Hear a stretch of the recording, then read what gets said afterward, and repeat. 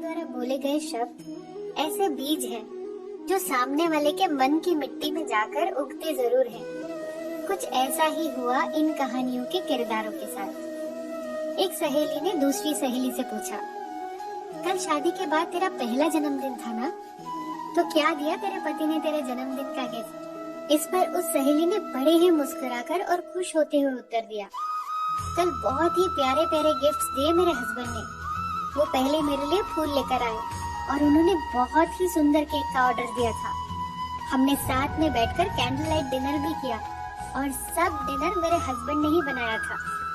इस पर उस सहेली ने रिप्लाई किया कि क्या यार, ये सब तो शादी के इतने सालों बाद आज भी मेरा हस्बैंड मेरे लिए करता है, इसमें नई बात क्या है?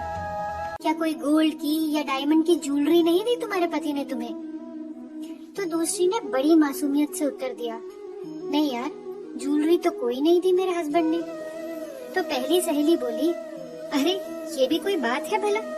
उनकी नजर में तुम्हारी कीमत ये फूल, केक और डिनर तक ही है। इतनी ही वैल्यू है तुम्हारी पति की नजरों में तुम्हारी। बस लफ्जों का ये जहरीला बीज बो दिया गया एक मासूम सी जमीन पर। जैसे ही उसका पति घर लौटता है तो पत्नी का मुंह लटका हुआ देखता है। पूछने पर पत्नी कारण बताती है कि तुम्हारी नजरों में अगर कोई मेरी कीमत होती तो मेरे बर्थडे पर तुम गोल्ड या डायमंड की ज्वेलरी देते। पति उसे बहुत समझाता है पर पत्नी एक नहीं सुनती। बहुत झगड़ा होता है। पत्नी उस रात घर छोड़कर चली जाती है। जानते हैं प्रॉब्लम की शुरुआत कहाँ से हुई? उस फिजूल जुमले से जो उसका हाल चाल जानने आई उस सहेली ने कहा था।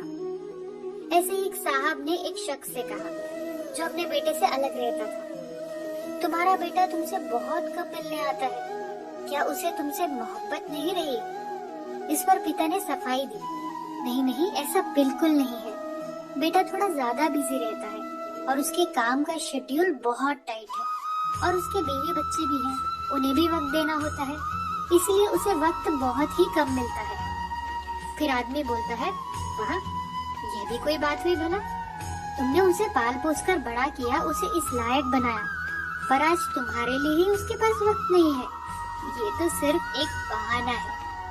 इधर उधर की बात करके वो आदमी तो चला जाता है, पर एक शंका का बीज पिता के दिल में बो जाता है। जो पिता हमेशा अपने बेटे की स्थिति को समझता था, उसे अब हमेशा लगता कि उसकी कोई वैल्यू नहीं है उसके बेटे की नजर में। अब जब भी उसका बेटा उससे मिलने आता तो पिता के दिमाग में यही चलता रहता कि मेरे बेटे के पास मेरे लिए वक्त नहीं है, बाकी सबके लिए वक्त है। और यहीं से पड़ गई बेटे और पिता के संबंधों में खटास। इसी तरह एक दोस्त ने दूसरे दोस्त से पूछा, तुम कहाँ काम करते हो? उत्तर मिला, फला फला दुकान पर। दोस्त ने फिर प्रश्न किया, कितनी तनख्वाह मिलती है वहाँ? 18,000 उत्तर मिला।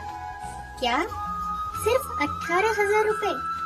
हे भगवान, कैसे चलता है तुम्हारा गुजारा? अब तक तो उसके दोस्त का गुजारा बड़े मजे से चल रहा था, पर दोस्त की बात सुनते ही उसे लगने लगा कि वाकई कैसी जिंदगी बिता रहा हूँ मैं। इस व्यक्ति को उसके बाद अपने काम में मन ही नहीं लगा।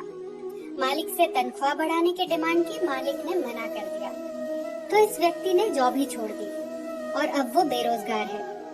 एक काम था उसके पास जिससे वो बहुत संतुष्ट था, पर अब वो भी नहीं रहा। दोस्तों, कई बार हम हाल चाल पूछते पूछते कुछ ऐसे प्रश्न पूछ बैठते हैं जिनका कोई मतलब नहीं होता, पर जिन प्रश्नों को हम कभी कभी नादानी में या जानबूझकर पूछ लेते हैं, उनका दूसरे के मन पर बहुत गहरा प्रभाव पड़ता है। कभी कभी तो किसी की जिंदगी तक तबाह हो सकती है। कबीरदास जी ने कितना सुंदर कहा है, शब्द संहारे बोलिए, शब्द के हाथ न पाओ, एक शब्द औषधि करे, एक शब्द करे घाव। दोस्तों, अगर आपको ये कहानी पसंद आई हो तो इसे लाइक, शेयर और चैनल को सब्सक्राइब जरूर कीजिएगा।